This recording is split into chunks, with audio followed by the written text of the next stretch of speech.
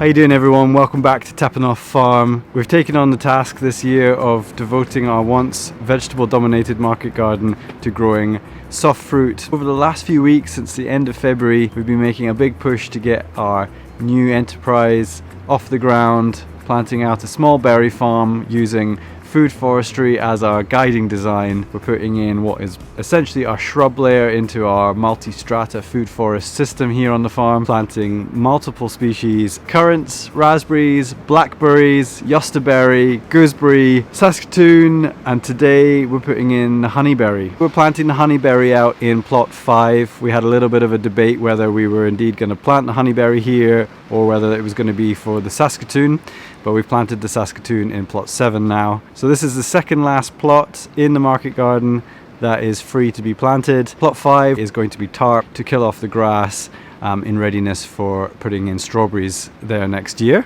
So really excited. These are the last shrubs that we're putting in. We're almost out of the time of planting bare root trees. These are in pots, so it's given us a little bit more time to get everything ready to plant them. I've also been planting a huge amount of bare root apples and plums and pears around the farm. Really happy to say we're almost there. We're almost about to lose the window of being able to plant bare roots before the trees leave their dormancy and they might get damaged planting them out. Some of you who are watching will be familiar with honeyberry, especially those from Canada and the United States, where this is a relatively understood and planted commercial berry crop. This year we've decided to make the investment and buy multiple cultivars of honeyberry to really test it out and to see if it works well in our market garden. So honeyberry is a member of the honeysuckle family, originating from the colder parts of the world such as Siberia and Russia. It's often referred to as a blueberry-like berry, although I do really find it's got its own unique flavor. It does resemble a blueberry in its color, although it is more elongated than a blueberry and has a very sweet and tart punch to it. It really is a lovely berry. It's very versatile. It's great for freeze drying. It's great for making into jams. It's beautiful fresh. So I've been working on the plot this morning. We've got several varieties of honeyberry, different cultivars. Pollination is incredibly important for success in growing honeyberries. You've got to make sure that you've got the right pollinator partner for your other chosen cultivars of honeyberry to be able to cross-pollinate and get a really good harvest. So we've bought pretty much every variety that we could find from the nursery in Scotland that we've bought them from. We've got named varieties like Aurora and Boreal Beast and Beauty, which are very well-known Canadian varieties. We've also got one called Strawberry Sensation, Giant's Heart. We've got really varied amount to test it all out and see how they work, and also to get that well-needed cross-pollination. We're putting in the honeyberry at 1.5 meter spacing in row, with about 2 meters grassy alleyway between each row. Some people would put them in at closer spacing and really create quite a dense hedgerow of honeyberry. Other advice seems to put them at a wider spacing, so we're going for quite close spacing, either going to be pruning them and keeping them relatively small or letting them form a hedge. We'll just see how it goes, to be honest. But putting them in rows means we can net them. The birds really do love honeyberry. It's a very early source of sweet, flavoursome berries to feed the bird populations. So if we don't want to lose them all, we're probably going to end up netting them. The great thing is that we're working on such a small scale that netting is still a viable option for us. So I've obviously got some very mixed weather for this work today. We've got sun and rain and sleety snow coming in and out of the day. But the next job I've got to do is get our BCS walk behind tractor with our rotary plough and go and make some raised beds to put the honeyberry in.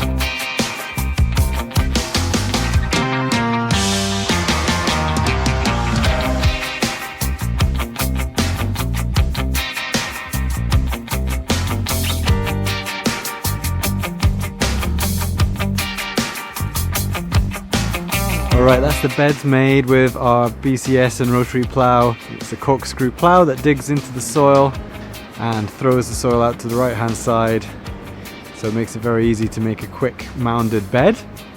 Obviously it's a bit rough, so I've been raking them. They're roughly 75 centimeters wide.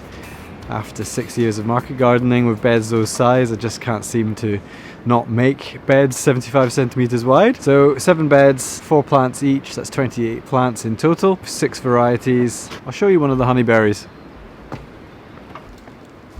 They're really beautiful plants. They're coming into flower already. This variety is called Honeybee, bred in Canada from a Russian honeyberry as a pollinator for self-sterile varieties. Honeybee is a medium-sized, bushy, deciduous shrub with small green leaves, fast-growing, gives very high yields. The small white flowers appear in very early spring and are followed in late June and early July by cylindrical blue berries. When fully ripe, the fruits have a white bloom and the flesh is deep red, sweet with slight astringency. It is a hardy, easy to grow and disease resistant, requires a pollinator from the honeyberry family. So that's why I was saying earlier, it's really important to see which pollinator is recommended for honeybee. I'll go into those in another video. Today is just about the bed prep for getting these honeyberries in the ground. For all of the berries that we've been planting over the last few weeks, I'm going to do separate videos looking into the cultivars, the different named varieties that we've chosen, why we've chosen them, and what sort of berry and yield are expected from those varieties. So beds are prepped, time to put these in the ground.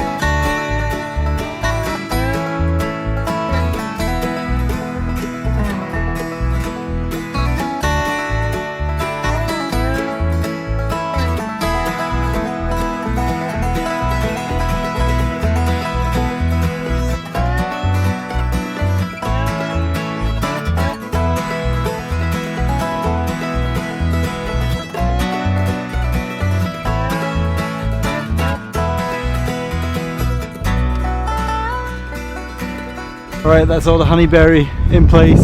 Took me a wee while to get my head around which pollinator partners to plant where, which rows to dedicate to which cultivar, but I've worked it all out. Pretty much all work with each other. We've got so much diversity of cultivars that we surely can't go wrong. Anyway, as you can see, it's getting pretty windy here, so I'm going to duck into the polytunnel for a rest.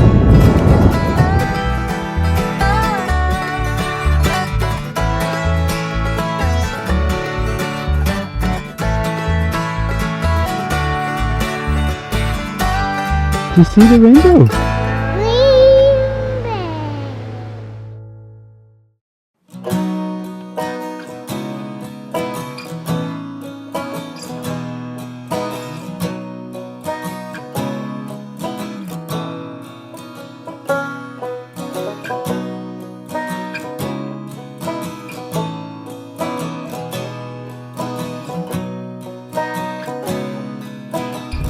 Alright, well, that turned into a very nice rainbow viewing moment. Certainly changeable weather today.